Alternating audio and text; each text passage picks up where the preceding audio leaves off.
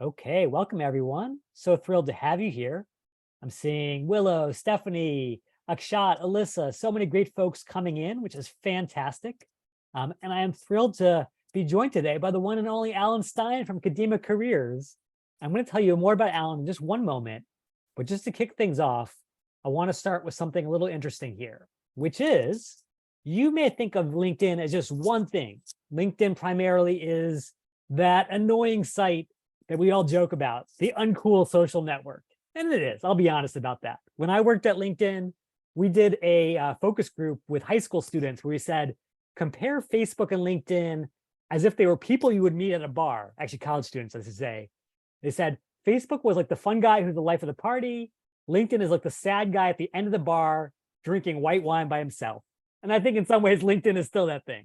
That being said, the reality is that there's a whole nother LinkedIn, a whole world of recruiters and hiring managers who are using this tool as their lifeblood, the source of all talent opportunity. And so, to help you focus on really getting the most out of LinkedIn, I am thrilled to introduce to you Alan Stein, who is coming to us with this incredible background. So Alan has not only worked at Google and Meta and startups, he's built massive 100-people teams at each of these places. So when it comes to hiring, that's been practically his entire job from company to company. He knows what it takes. And he's now distilled so much of what he's learned into his new startup, Kadima Careers, to help anyone unlock their potential. And so, Alan, I'm so thrilled to have you join us today. Tell folks a little bit about yourself and what gets you so excited about this space. Thanks, Jeremy. Really appreciate the kind introduction. And I appreciate all your kindness. I'm a big fan of your book, Linked, which I think is the best book on LinkedIn. I know you co-wrote it, but it's a great book. I have always been interested in people. I don't know, like I was a psych major coming out of college. I cared about people. As I transitioned, I've had 21 jobs, or I've worked for 21 companies, 29 jobs, 38 bosses. Wow. So I've seen the whole gamut of being hired and hiring people. So I just find it a very unique space. And I've had lots of people that came up to me and asked for my support. So as I got tired of working in the corporate world, some of the logos here, also Salesforce and American Express, I realized that I prefer helping people get jobs, accelerate their careers, and get paid what they're worth. So in the first day of fall of 2021, I left Salesforce behind and I called it the fall of Al when I went all in on Kadima. So thank you for having me here, Jeremy. That's awesome. And I definitely encourage anyone who is doubtful whether they can break into tech or they can get access to opportunities they want. Check out Alan's LinkedIn profile, which I'll share at the end, because you can see he has risen up from, I think your first job was dishwasher or something like that, Alan. No, a grocery store. Grocery store, yeah. I'm a good dishwasher too, but I worked at a grocery store, $5 an hour at Walbams in Long Island. It's Alan is proof Before positive. LinkedIn existed. Yeah. That's right. LinkedIn existed. Alan is proof positive. Anything is possible. And I'm super thrilled to have him with us today. So again, please blow up the chat with questions. Let us know in the chat where you're calling from and what you're excited about today. Maybe you're in California or New York like Alan. Maybe you're excited about LinkedIn profiles or about interview prep. Just let us know right in the chat. Okay, that being said, to kick things really off here, I've got to remind you, as with all these webinars, there are three big differences. So first of all, we're going to be peppering you with pop quizzes. So get ready for that in a moment. Number two, we would love for you to volunteer for some of our live role plays. And if you actually volunteer, we will send you a copy of that book that Alan mentioned, and I will autograph it and send it right to you right after the session. And then third and finally, when people are doing these role plays, don't stop the interaction. Keep asking questions, suggesting answers. Keep it all coming right in the chat. Okay, with that said, let us dive into our first pop quiz. Which of these application channels makes you 10x more likely to be hired? So if you are applying online for a job and you are like, how can I get the best possible odds? Is it channel A, applying right to the company's website? Channel B, coming in via LinkedIn? Or channel C, getting a referral? And so I did see a couple of Bs. And again, this is a LinkedIn session, but Christina is saying C, Victor is saying C, Becky at Bryn Mawr, fellow liberal arts grad, is saying C. William saying C. And indeed, the data is so clear here. And I know that you have committed this data to memory, Alan, and you've lived this data, because what it shows you is that millions of job seekers across dozens of industries all basically apply the same way. They apply online. And we know why that is, because it's easy for them and it's easy for us. The only problem is if you compare how many people apply online versus how many actually get hired through those channels, there's this huge chasm. In other words, yes, it's easy, but it's a trap.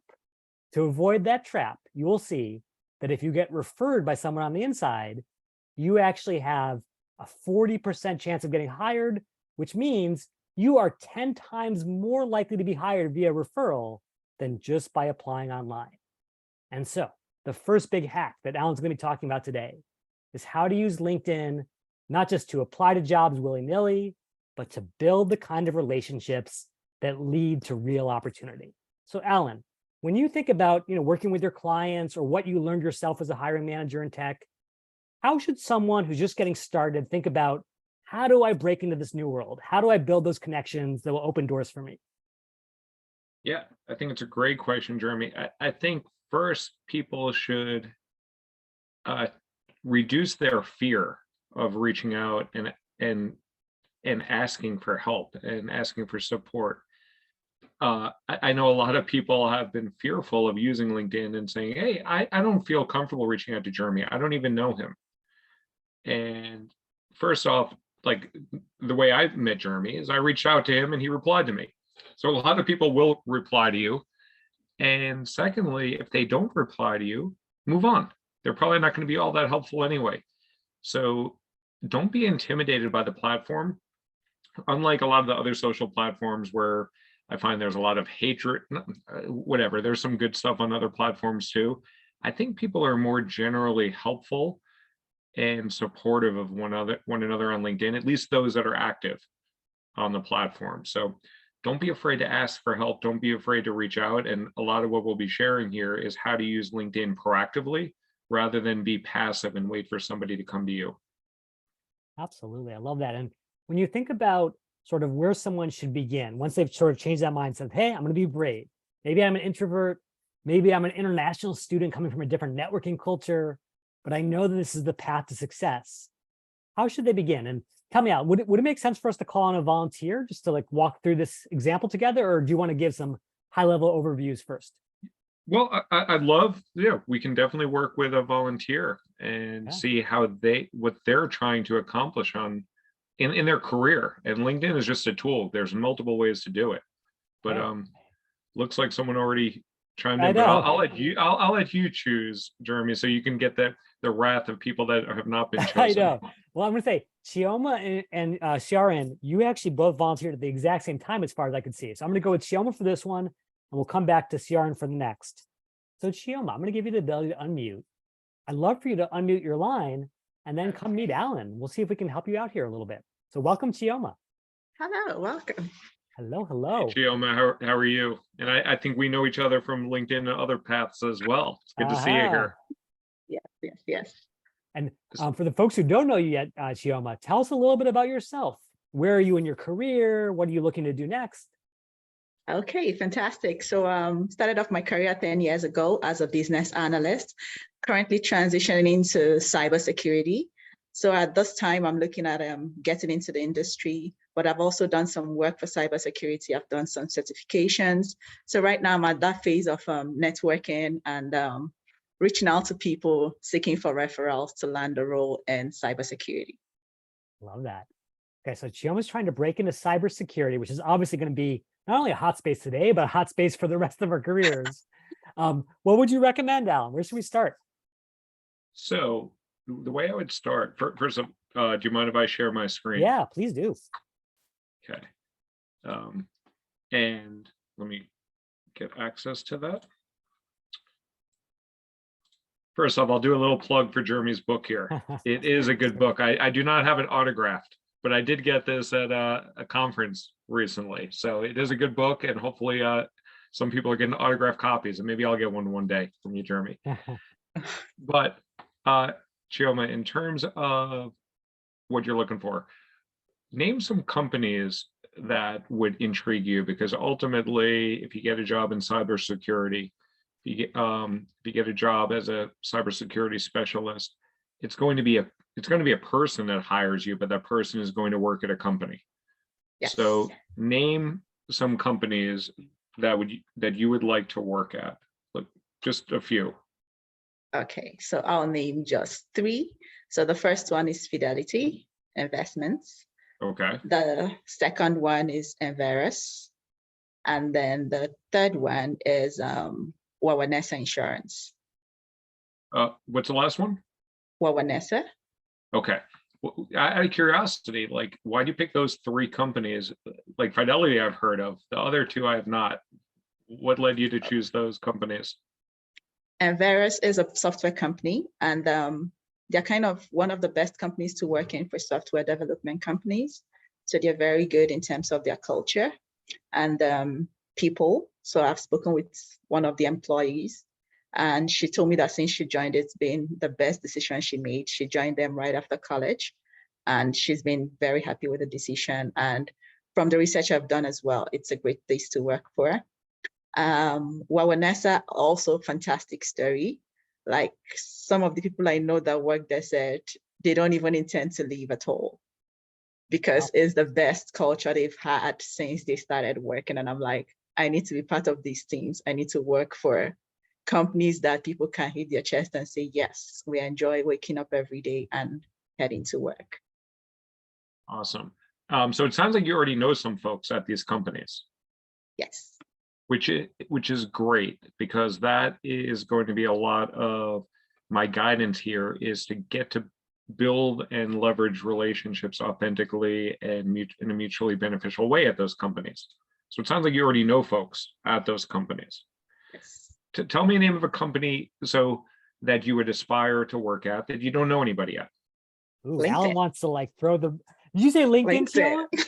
Yes. Okay. Yes. Wow. This is getting very meta. LinkedIn, awesome.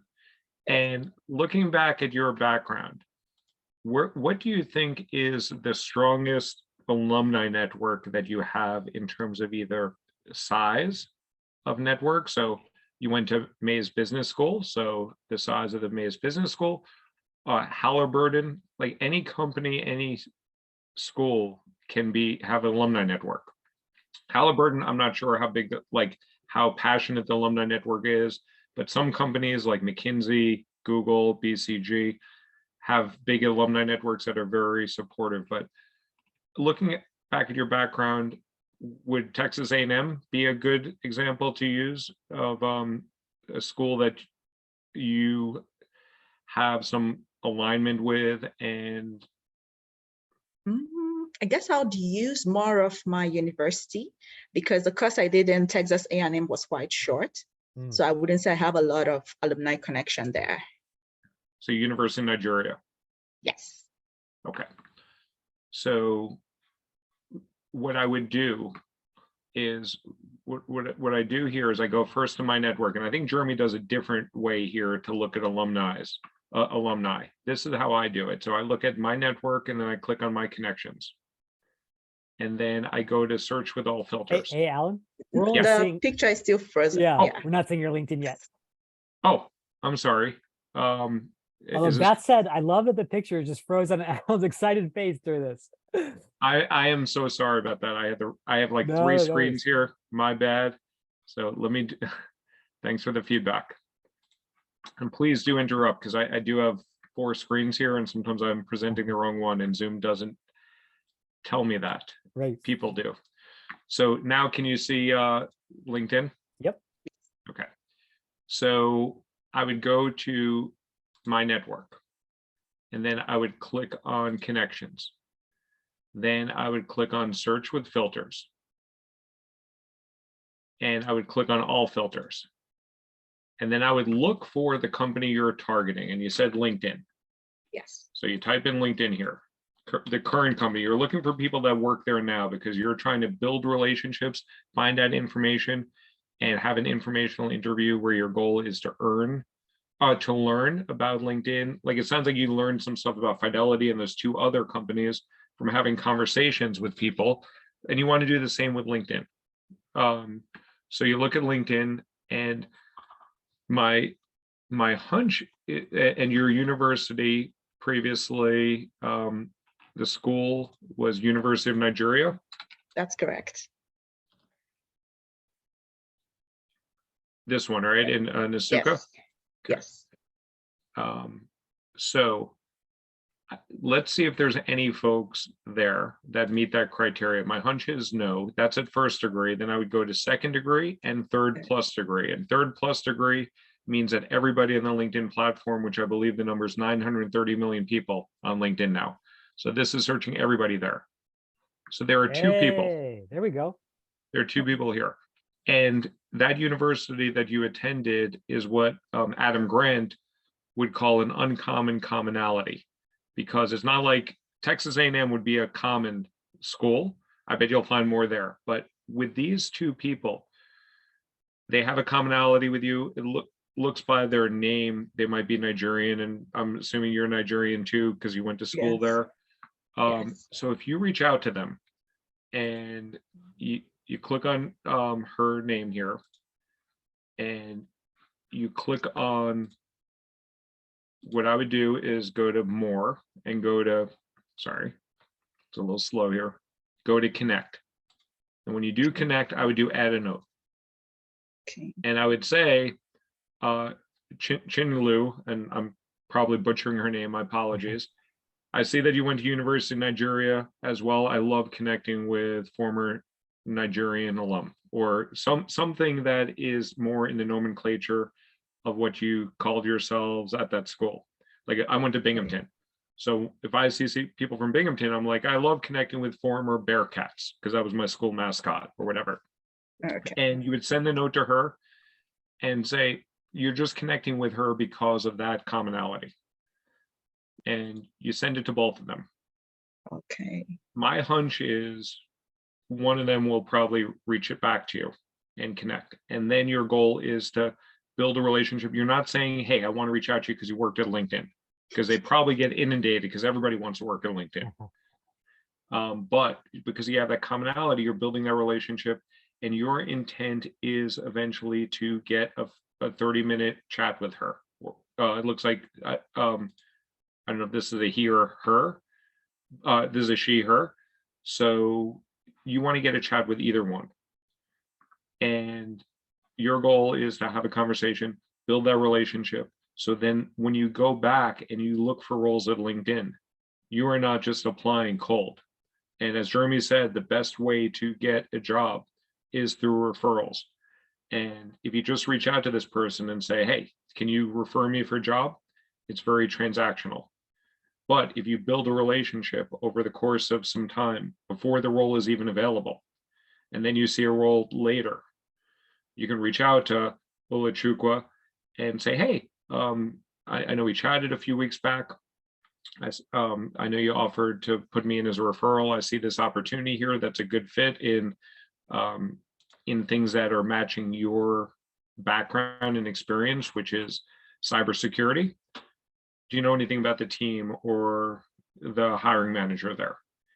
And you want them to essentially work from the inside to get your resume, to get your LinkedIn profile to stand out from the hundreds or thousands of others that are competing for that role. So that's how I would do it. And on the network side, I would also look at other alumni network. You could look at Halliburton and now work at LinkedIn. You can look at Texas A&M now at LinkedIn. Any of those commonalities are things that you can use to start building the relationship online here, that ideally you have a one-on-one conversation. Nice. What do you think, Chioma? Does this feel doable? Very doable. But then I haven't thought about it through this process. So this is really different for me, because what I do is maybe someone I've met somewhere, conference or something, but I've never really thought of the power of the alumni. So that's new for me. Yeah. Yeah. And I just want to call out that conference thing, because I do think, so often when I was a student, I had heard, oh, you got to go to like networking events, go to conferences, hoping you meet the right people. To me, that actually seems really backwards, because if you could find the exact right person, just like Alan did, like almost like a heat-seeking missile, why would you want to just go to a random event and hope for random success when you can reach out to the exact right person. So I think Yes. Alan is just giving you a tour de force here. Mhm. Yeah. Yes. And the next volunteer will talk about how to use events and conferences to connect as well. So I don't Ooh, want to, okay, Awesome. but we'll let somebody else volunteer. cool. All Chioma, right. thank you Thank so you. much for raising your hand. I'll be sending you a copy of this book after the session, and I wish you tremendous success in cybersecurity and beyond. Thank you so much. Thank you. Beautifully done. And thank you, Alan. Now, Alan, the questions are already pouring in here. So before we move on to our next pop quiz, I do want to ask you a couple things.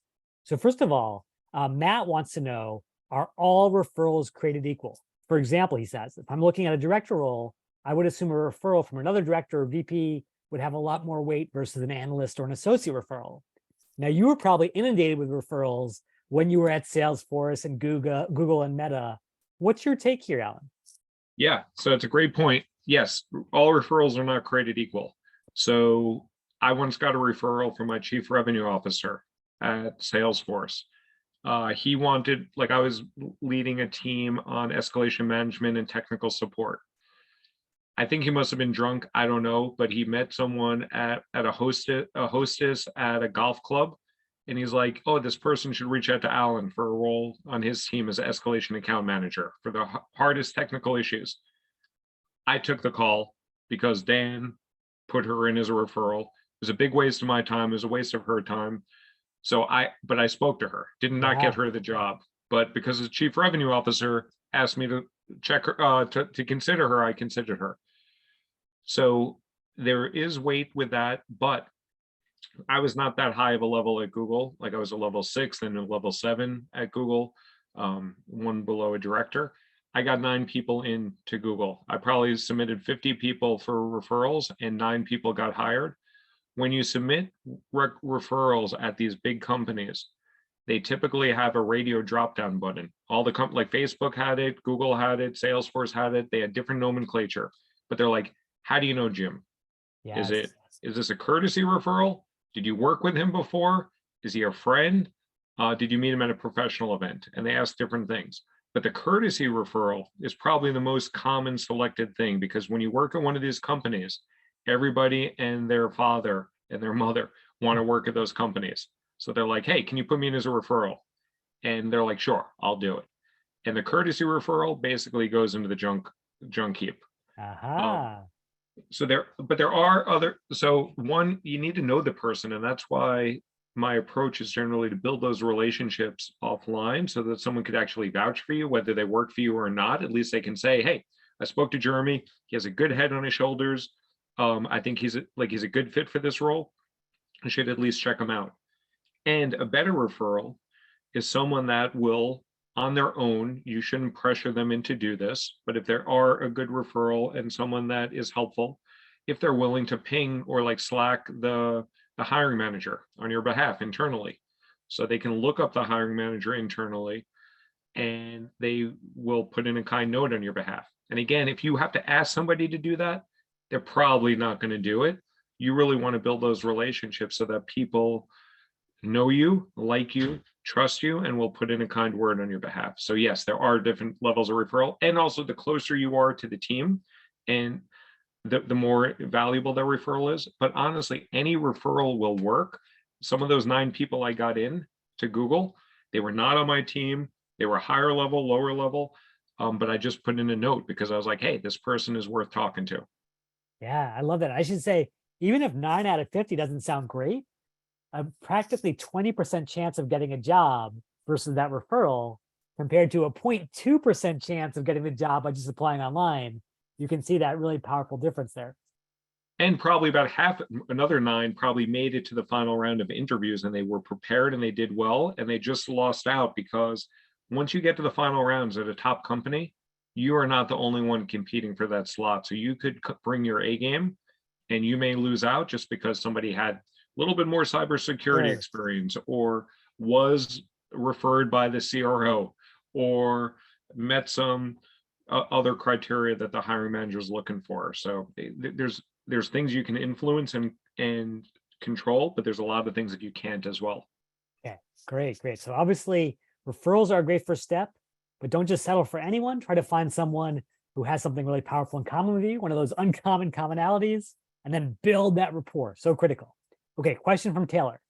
Taylor said, after you did that great search where you found all the University of Nigeria grads working at LinkedIn, he wants to know, is there a way to download those results into Microsoft Excel and or Google Sheets? You cannot do that as far as I know, but what you can do, and this is actually another great tip, is, so I have 35,000 followers. I have like 28,000 connections. That's a lot. That's not typical. And I'm using LinkedIn for a different purpose. But you can download all of your connections. So if you go, this is a great thing to do. You go to settings and privacy, and you click on data privacy, and you click on get a copy of your data. And then you can choose download all of the stuff or just the connections. And once you download that, let me just show you what it looks like, because I've done this several times in my career.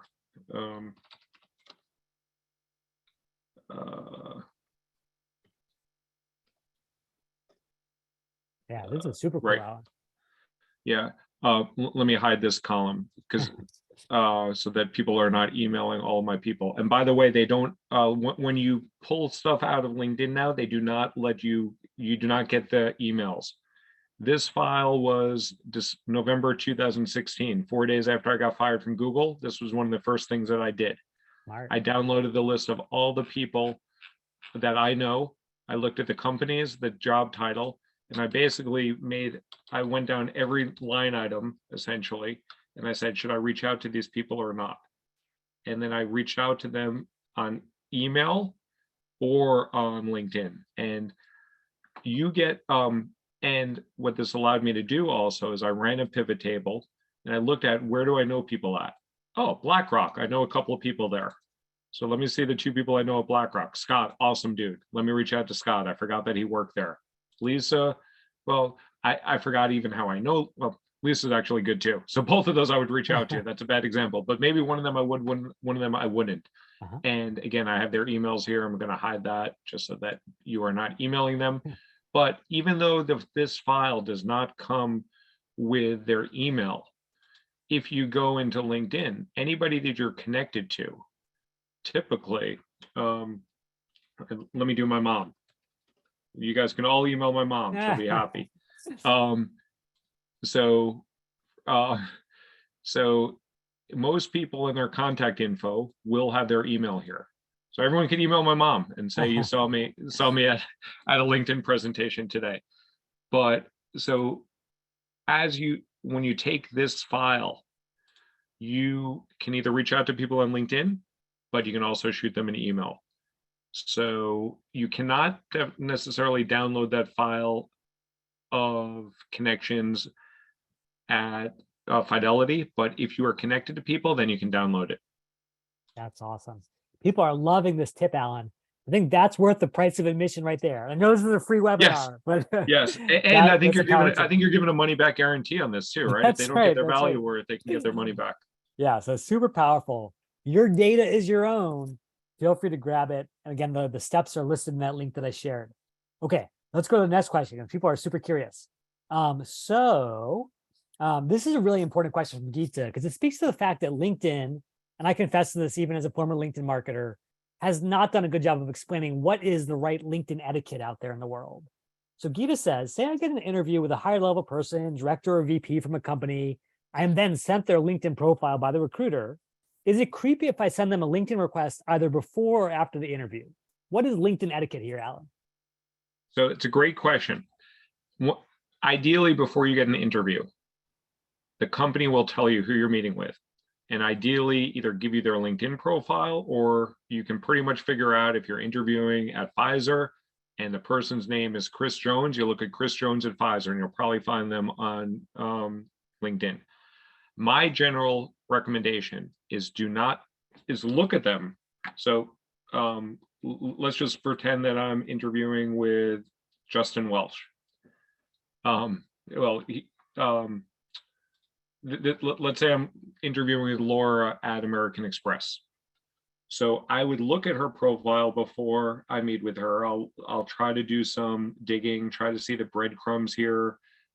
She got an MBA from Duke. I might say something like if I lived in North Carolina, I might say something like that. So I will look at this before I meet with her.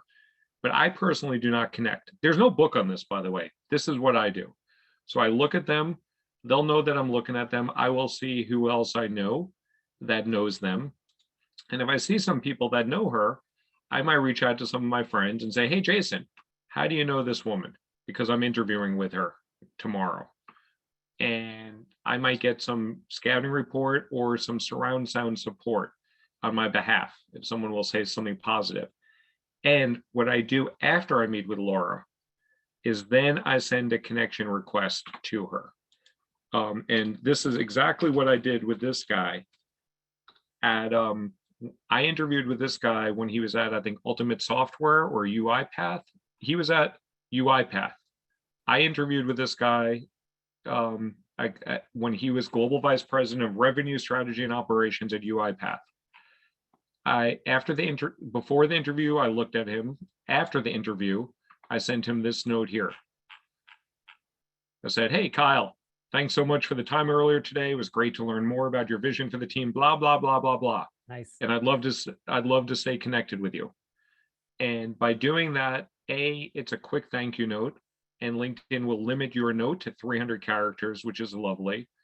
B, it allowed me to connect with him. So I sent this in July 2021. 17 months later, he reached out to me. He never replied to me, by the way. Right, and right. I didn't get that job. I think I got ghosted. I don't even think they even formally rejected me. I'm still waiting to hear back from UiPath from 2021. But 17 months later, he wrote this to me. Hi, Alan, I've been watching your adventure from afar, blah, blah, blah. Notice you're open to work. Wow. Oh, we could talk about the open to work circle. And he was now at Datadog. And he's like, oh, I'm looking for a job at Datadog. Would you potentially be interested? So that is what, like I say, write a thank you note after. One, to express thanks. Secondly, to expand your network. Even if you do not get that job, you're expanding your network. And this guy offered me, like, I could have got an interview there. I turned it down. And then he even apologized. He's like, and sorry for missing my previous note. So that's my etiquette. I don't know if there's any book on that, but that's what I suggest. So don't connect before, stalk before, but afterwards, send a thank you note. I love that, Alan. I feel like it's one thing to say, oh yeah, trust me, connecting with people on LinkedIn is good, but to see that so viscerally that like you could basically have this life-changing opportunity come to you out of the blue, all because you put yourself out there, that's massive. And it was because I put the open to work circle on, which is very controversial, which I changed my mind on. I used to be very anti open to work circle. And now I am of my opinion on open to work is you do you. If you think it's working for you, you put it on there. Nice, nice. Okay, well, I'm sure we'll come back to that. There'll be probably a million questions. And I even have more questions to ask you, but in the interest of making sure that we get through the entire topic today, I'm going to actually steal the screen sharing one more time, if you don't mind. And I'm going to go back to our next question for folks, which is, how can we ultimately make sure that we maximize our odds when we do apply online? So if you had to guess, how many days do you have to apply to a new job after it's posted to maximize your odds of being hired or getting the interview at the very least? Would you say it's A, 2 days, B, 4 days, or C, a full week? So I see a lot of A's coming in. I see Ryan saying A, Christina saying A, Stacy saying A, which totally makes sense. I see a couple of C's, a couple of B's, but check this out. This is data from a company called TalentWorks, and I love the research they did. And it basically shows that after about 4 days, there is massive exponential decay in your likelihood of getting an interview. And perhaps, Alan, you can appreciate this as a hiring manager. I know this to be true myself. When I post jobs at Khan Academy or back at LinkedIn, I was so excited in those first couple of days. It was like that Christmas morning feeling of I can't wait to see all the great new applicants. And then probably within about 4 days or a week, I was completely sick of the whole thing. Did you have that same experience? Totally, especially if it's a highly attractive company like Khan Academy, which I'm sure gets lots of applicants, like Microsoft, like Google, Netflix. Yes. When I worked with our recruiter, we would post the role and we would get inundated with applications within 2 to 3 days. but I would notice usually our recruiters would give it a week, Yeah. but maybe like a business week until they actually pulled the resumes. But yeah, this data looks directionally correct. Awesome. And so what that leads to then is if there's this massive advantage for applying early, it's not just about applying the right way, getting those referrals, it's applying at the right time and being on top of what's going on out there in the labor market. So Alan, for someone who's wanting to break into cybersecurity or tech or any field out there, how do you recommend that they find jobs on LinkedIn and then stay on top of them? Yeah. So great question, Jeremy. And I'll share my screen again here. Yeah. And for everyone who's asking questions right now, please keep them coming. I have a long list here. We will get to all of them if Alan's schedule allows. So generally what I tell people to do, can you see my spreadsheet here? Yeah, absolutely. So this was when I got fired from Facebook. So in 2018, when I was looking for a job, I created a list of target companies. I had different verticals that I was looking at, and this was just like for my personal thing. And I would create URL links right to the job board. This might be expired now. No, there's a really old Workday link. Some of these may still work, but I would look at directly at the company website, the first party site, rather than LinkedIn, because of what Jeremy is saying. Because often when you look at jobs on LinkedIn, when you go, like, I think LinkedIn is really good at serving up relevant jobs for you, but you may not get the freshest jobs. So when you look at jobs and you look at the jobs recommended for you, and you look at show all, they'll give you about 250. Oh, it used to be 250. Now it's 328. So all these jobs on here are good because they are picking jobs that are aligned with my background and experience. But what's not necessarily happening here, if I look at this Google job here, this was posted 2 weeks ago. And it already has 85 applicants, which, by the way, I think that's really low. I think something's going on there because I'm sure that role has more. And if you go and into, Alan, just to be clear, like that's only the people who applied through LinkedIn. that's a good point. People who applied directly to the big G, they're not even being captured there. That's a great point. And here's one for Chartbeat. This one was 1 month ago. And 154 applicants. And again, to Jeremy's point, this is only on LinkedIn, so they could be applying on Indeed. They could be applying on Chartbeat specifically.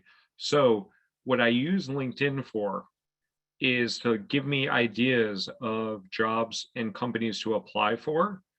But then I take that offline, I take it off of LinkedIn. And if like maybe I decide, oh, Chartbeat's a good company, I didn't even think about that for my target list. So I will look at their website and I will look at their job board. And I'm sure they have a job board here, careers, and see open positions. So right here, all their positions, they have 7 roles open. I will take this, I'll put it onto my tracker, and this is like an ad tech company, I think. So I'll put Chartbeat on here. I'll put a hyperlink in there. And then once a week, because I'm going with that 7-day, not every 4 days, but if you do it more often, great. I will look at Chartbeat, and if I see a new role here, I'm going to look here rather than wait for the job to come on LinkedIn when it could be a month old, like this Global VP of Customer Success. Let's see if it's even on. Here's Global VP of Customer Success. I don't know if it'll say when it was posted here, but it could have been, and also it might have been posted here 2 months ago, even before it was posted on LinkedIn. Because especially for the bigger companies, they do not list all their jobs on LinkedIn because I think LinkedIn charges them. And Jeremy, you might know this. I think if Google has 2,100 jobs open, I don't know if they have all 2,100 jobs on here. Yeah, they're definitely not sponsoring them anyway. It's possible that LinkedIn has managed to scrape them because they bought the scraping company a long time ago. Yeah, who knows if they have everything. Yeah. So to Jeremy's point, like the information here is good. And like I would apply here, perhaps.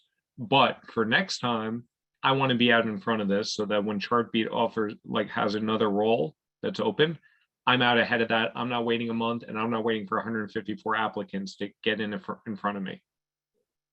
You don't need to be on day 1. I said day 7. Jeremy has data that says 4 days. So every 4 to 7 days, You should be looking at your target list, checking out the jobs there, seeing what's new. Some companies allow you to set up job alerts, and some companies don't. Like Microsoft, I think, has a decent job alert, and Google does. But some company, I bet Chartbeat does not have a job alert. So Chartbeat, you got to go every week, but there's only 7 jobs. So it'll take you like 30 seconds to look at them and see what's new. Okay, this is awesome, Alan. I think we'll probably skip the demo for this one because this one's a little more straightforward. That being said, I do want to ask you a couple of questions that are coming in. These are really juicy. Porver says, what's your opinion of applying to recently reposted roles on LinkedIn that were originally posted a while back? It's a good question. I would apply if a role is recently reposted. There's multiple reasons why it could be reposted, and Jeremy knows this also from hiring. They could have thought that they had a candidate and they took it down, and then the candidate bailed. It could be that they were having trouble finding a candidate, so they updated some of the description in the role. So then they reposted it. They could have changed the level. So if they repost a role, that's actually a good sign that they're actively hiring and it's a fresher role. So I would look at that. And on the flip side also, if you applied for the role a month ago and all of a sudden you see it reposted, ideally on the first party site, not on LinkedIn. If you see it reposted and you were already rejected, I would apply again, because the recruiter most likely does not remember that they looked at Dana's resume a month ago, because they're looking at so many people and they're making a quick action. And maybe with the new job description, they will reconsider you. And frankly, recruiters are looking through your LinkedIn profile and your resume in 6 to 60 seconds. So it's very possible they made an error the first time. And if they look a second time, they're like, oh, I didn't realize he went to Delaware as a PhD. I didn't get my PhD, I dropped out. But they may look at that and they're like, oh, we're looking for someone with a psych background. And that looks interesting. And maybe next time they'll put me in the yes pile instead of the no pile. Love that. And then maybe one last question before we move on to the final section. Stephanie says, what's the best way to make sure that jobs are real? You know, we've all heard about scam jobs on LinkedIn, or you mentioned being ghosted in jobs in the past. How do you make sure there's a real pot of gold at the end of the rainbow? I think it's such BS, and it's not true that there are scam jobs. There are some scam jobs out there. There are some, if someone's reaching out to you on LinkedIn, offering you something, I would be hesitant to make sure that it's a real job by the real recruiter, because there are scammy stuff there.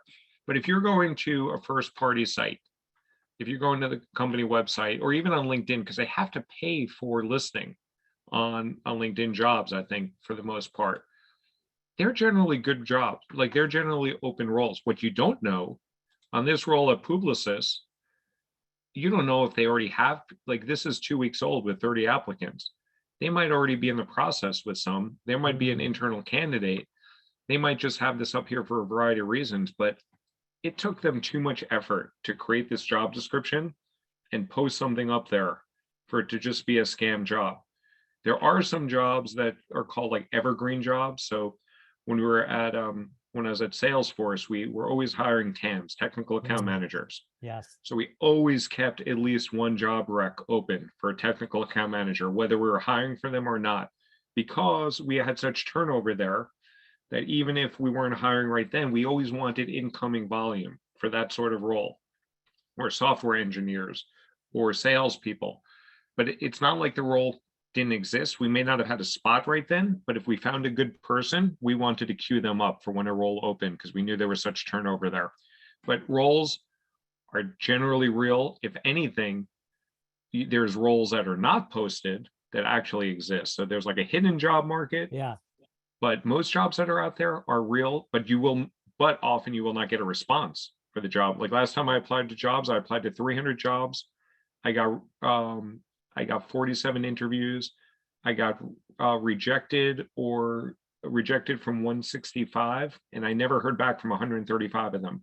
Or my math might be wrong. Wow. But I got rejected from 295. I never heard back from 165 of them. Wow. That's rough. Yeah. Okay. So now we got to make sure that we finish up with the thing that I think people dread the most. Probably it's up there with like fear of spiders, fear of public speaking, is fear of interviews. And we want to remove some of that fear by telling you how you can build confidence ahead of time. So I'm going to share my screen one last time. We're going to dive into this nitty gritty question of dun, da, da, da, who would you rather hire? Now, this is going to be a kind of a funny one to end on, but bear with me here. Let's imagine you had 3 candidates for your dream posting, and you had Homer, you had Lisa, you had Mr. Burns, and you had to choose between those 3. Who are you going with? And I think we know where the crowd is headed already. This is incredible. Across countries, across cultures, everyone says Lisa, Lisa, Lisa, even people who've never watched the show. And I would agree with you. But the reason I would agree with you is because ultimately there's been a lot of research into what drives human decision making about other humans. And it usually comes down to 2 factors. We're always judging each other based on how competent you seem. So you look at Alan, you're like, Alan knows his stuff. This guy has been in the trenches. He knows what he's talking about. But he's also warm. He seems friendly. He seems easy to work with. And that upper right-hand quadrant, as all the MBA down the line know, is always where you want to be. That's your star. And so the question then becomes, as someone who's getting ready for your own interviews, how do you make sure that you present in that upper right quadrant of both competent and warmth? And so the third hack, and this might be a little surprising, yes, you can find connections on LinkedIn. Yes, you can find jobs on LinkedIn, but you can actually get ready for interviews on LinkedIn today. And Alan, how do you do that? Yes. So let me share my screen again. This is a little known hack that Jeremy taught me.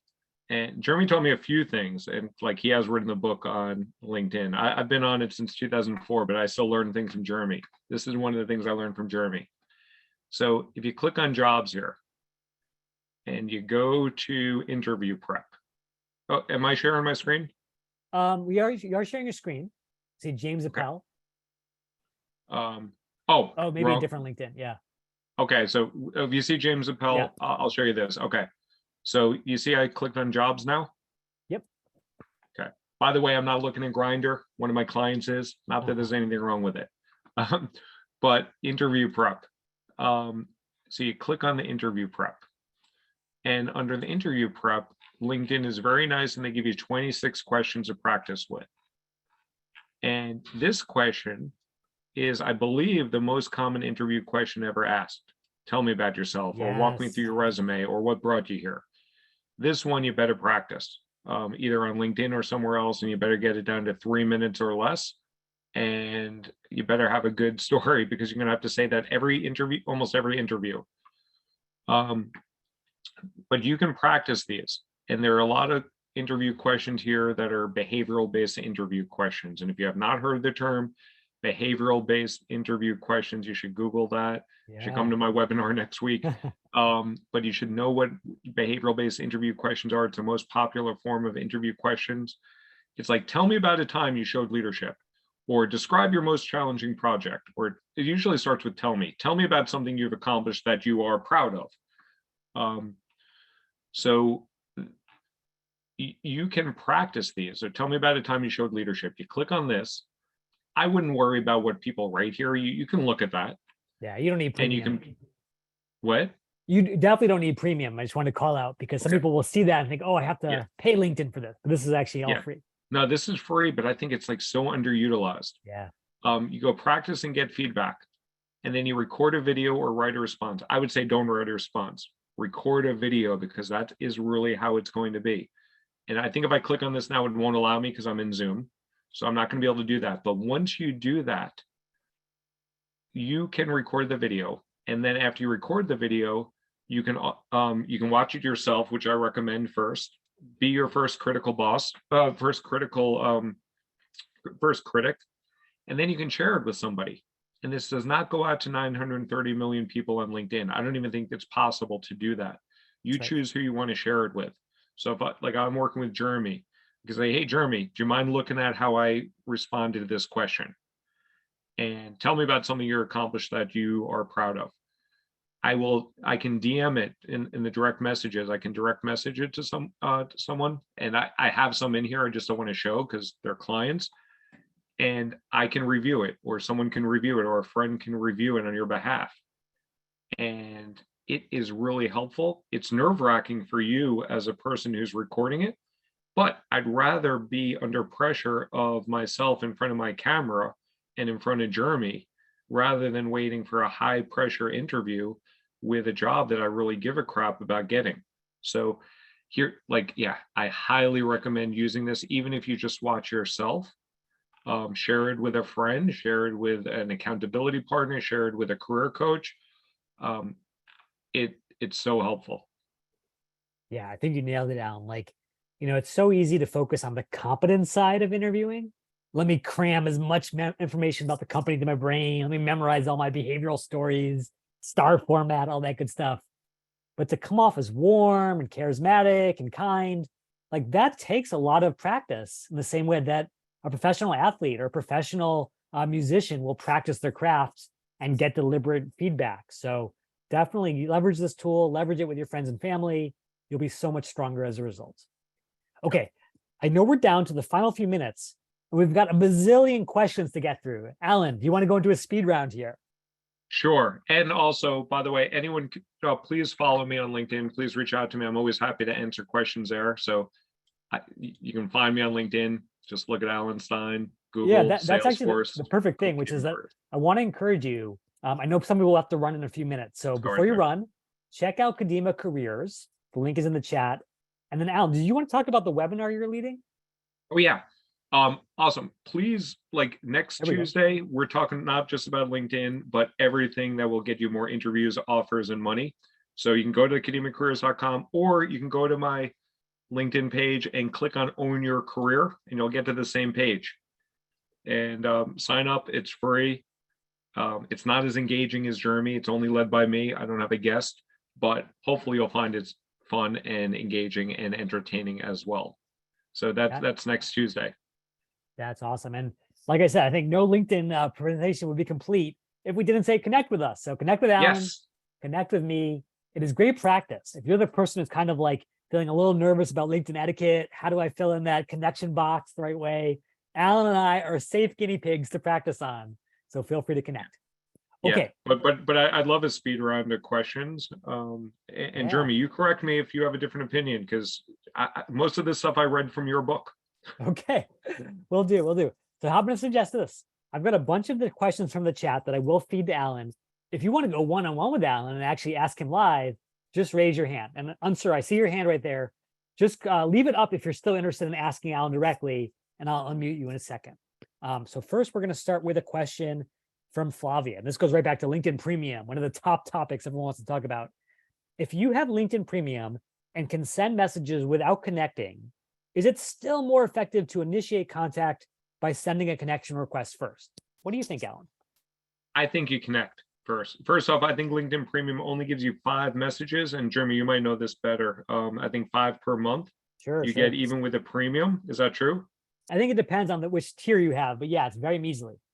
Yeah. So the connections are, I think LinkedIn allows you to do 100 per week or 150 per week. There's no ticker on that until you hit the number. I always do the connection request. But one thing that we did not show here, and I know there's a lightning round, once you go into like an event. So the person that we were talking about cybersecurity before, if you register for an event on cybersecurity, sorry, I spelled it wrong, and you go to events or you go to group, and if you go to the event and you sign up for an event, like break into cybersecurity, or I would look for one with a lot of attendees, like this one, 220 attendees. You click on here, you register, then I submit this, and now all of a sudden, I believe on all versions of LinkedIn, you can now message these people and connect with them, which you were not allowed to before. So by joining events or joining groups, you can message people at a much higher level. And I believe that works for free and premium. I'm on premium, so I don't know what I'm not allowed if I'm on the free version. I love that. This is sort of a question to build on that. Akshat says, for a cold message, what would you suggest you include in that message? So again, we only have 300 characters to work with here when we're reaching out to someone. What should we be filling that box up with? So I will give that exact script out on Tuesday. I'm trying to look Okay. for this slide. But essentially, you have 300 characters, which is lovely. Use their first name. Dale Carnegie, who wrote the book How to Win Friends and Influence People, says the sweetest sound that any person hears is their own name.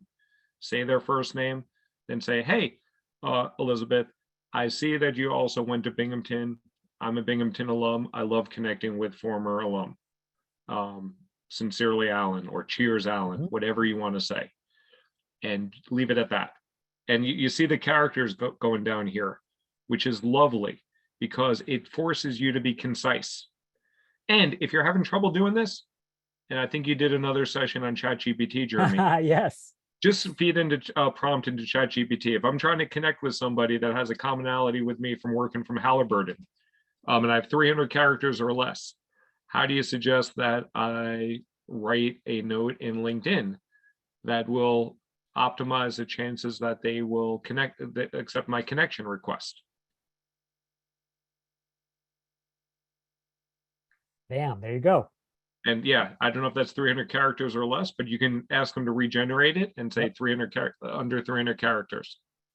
Awesome. And Okay. change your name to Jeremy. That's right. Exactly. Exactly. Always make sure you're not just copying and pasting on a ChatGPT. That's like the #1 mistake. Okay. So many juicy questions coming in here.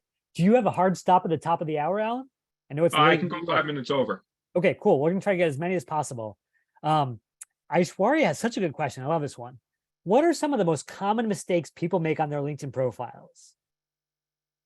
Well, you tell about the smile because I forget the name of that type of Yes. smile that you recommend because I saw a few of those errors today. So you point out that one and then I'll come up with another one.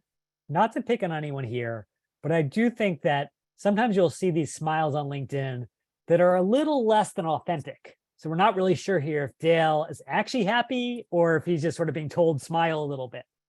And I know that seems simple, but there's a lot of sort of human evolutionary processing that goes into how do we immediately read someone?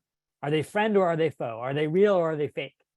And so basically, if you look up some of the research about Duchenne's smile, what you'll discover is we all as humans have this massive preference for people who have basically their autonomic nervous system firing anytime they smile, not just in the teeth, that Botox smile, but they actually have an upturn in the lips, a little dimpling in the cheeks, a little wrinkling around the eyes that says, hey, this person is real, they're authentic, and we can trust them. So shoot for that in the profile photo. What else, Alan? So let me share my screen. I'll show you one good thing that my friend Lakshmi is doing, and one, I don't know if she's on here. If she is, she can give me a shout out. But I work with Lakshmi at American Express. First time let me share. Can you guys see Lakshmi on my screen or do I need to share it? We're looking at the whole enchilada. Oh, sorry. Now do you see Lakshmi? Yep, absolutely. Okay. So first time I met Lakshmi, I didn't know how to pronounce her name. It's the first time I met a Lakshmi. And Natarajan is her last name. So one thing she does well here is she puts a pronunciation on here. You can do that. And there's a lot of bias against people that have names that are hard to pronounce. It's bullshit that that bias exists, but it's a fact of life. So that's a good thing. If you have a name that's difficult to pronounce or you think might be, you can use that feature in your, I'm not going to show how to do that now because we're in the fire round. One thing she does not do well is she does not put her email in here. So I don't know if she did that on purpose or not. She has some other things in here, but if she's someone that's looking for a job, maybe she doesn't like getting email. So maybe she's doing that by choice. But if you're someone who potentially wants a job or potentially wants to use LinkedIn for inbound, you want it easy for people to access you. So you want to make that email available there. So there's one good thing that she does and one thing that she can improve upon. And she has a really nice smile here. Yeah, there's the Duchenne smile. See that dimpling? Yeah. Yeah. Cool. Great question from Udit. It says, you might get a little of LinkedIn profile envy when you look at Alan's profile because you see how many connections he have. Is it worth it to have 1,000+ connections on LinkedIn, or should I not worry about that at all? So my general rule of thumb, if you're using LinkedIn appropriately, you should think about how many years of experience you have. So I graduated Binghamton in 1995. My first job was 1996, 27 years of experience. Multiply that by 100, 2,700. That is my rough proxy of where you should be from connections. You should be getting about 100 per year. It's not a hard fast rule, but that's general. I have a hell of a lot more here.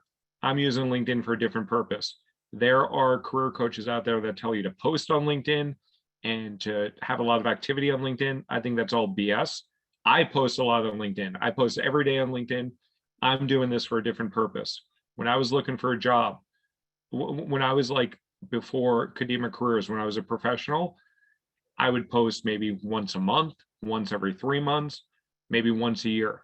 So you don't need to worry about posting, but connect with people that you meet from work, partners that you meet with, stakeholders that you work with. Use those opportunities to build those relationships out of work onto LinkedIn. Even like socially, if you're going to your kid's soccer game and you're talking to someone about some work related stuff, connect with them on LinkedIn. Build those relationships, because that network, like there's an adage, your network is your net worth. I can tell you that I do not know the 28,000 people that I have on here. It's impossible to know 28,000 people. I think it is. I don't know. And again, I'm using LinkedIn differently, but do connect with people and do maintain those relationships with people. Love that. Okay. I think we might have time for one last question because we want to get Alan to dinner with his family. We're both dads and we know that's important. So let me end with the big question, the biggest question of all, which is, Michael says, can you please dig in and finally settle that whole open to work circle debate?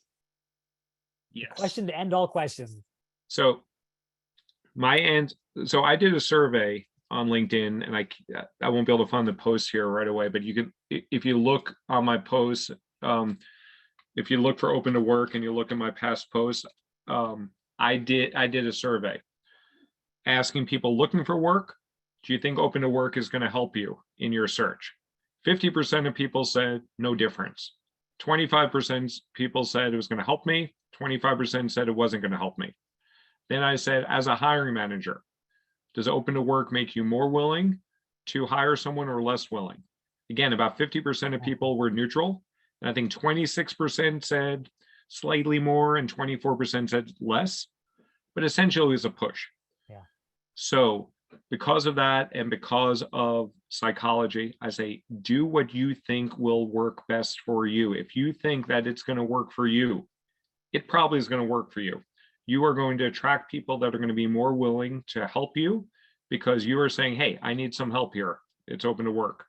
If you're someone that is either feels shame by it or embarrassed or think it's going to hurt their chances, it's probably going to hurt your chances if you put that on your LinkedIn profile, because in your mind, it's going to tell you that. So I am actually trying to reach out to the No Stupid Questions people, Angela Duckworth and Stephen Dubner from Freakonomics, and try to get this answered. But until then, and I actually have Angela Duckworth's email. I've been trying to get in contact with her. But until we have any more research, I think it's inconclusive. So you be you. Put it on there if you want. Don't put it on there if you don't want. I love that. And I think that's such a powerful note to end on, because I think that's true of LinkedIn and careers in general, right? So much of what we do in life is in the workplace. And yet so much of what we think we can do is controlled by what people told us when we were young, that you have to do this or you have to do that. The power of LinkedIn, the power of the tools that Alan is espousing today are the opportunity to build the life that you want, that's right for you. And so I think that's a great sort of final clarion call, which is your life, it's your career, you build it the way you want. Alan, I cannot thank you enough for joining me today. You have just dropped a massive knowledge bomb on everyone here. I encourage them all to check out kadimacareers.com to keep learning from Alan. Alan, any final words of wisdom you want to share with our amazing audience? Yeah, own your career. Your job is not going to come to you. There is no perfect job. There is no dream job. There's always a better job. So take control of your career. Use LinkedIn. It's a very powerful network, but by going on there, it doesn't mean stuff is coming your way. You need to take a proactive approach to your career and find the jobs that you want and get in touch with the people that you want and build those relationships that you want. Well said. Well, thank you so much, Alan. Thank you to amazing volunteers, question askers, audience members Here's wishing you a beautiful rest of the summer and a great start to many adventures ahead. Cheers, everyone.